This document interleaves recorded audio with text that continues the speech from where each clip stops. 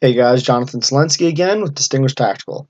This stage was called Hold My Beer. We had to shoot off the cooler sitting on the bench. We could use any equipment that we wanted as long as we were sitting on the bench and use the cooler for support. Prior to the clock starting, when the RO asks if you're ready, always make sure to go over, look at, and I even touch everything on my scope to make sure that it's ready for the stage. If we decided to use extra equipment, it had to start on the ground with the exception of our rifle and bipods.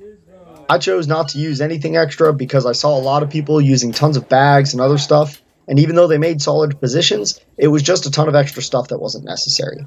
I decided to go with just my sky pods because they were able to get me a high enough position that I could sit on the bench. I went in a crossed leg sitting, and I was able to use my quads for my rear support. You can notice that I took a fair amount of time making sure my position was solid, even taking the little bit of time to move back on the bench so that I was able to get my head and shoulders a little bit lower without having to crane my neck as much.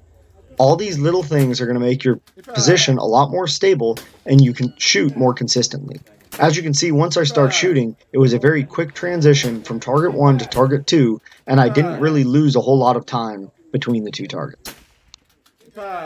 Another technique that allowed me to give more time to my position was applying holdovers to the targets. I dialed for my first target and then held the difference between my first and second.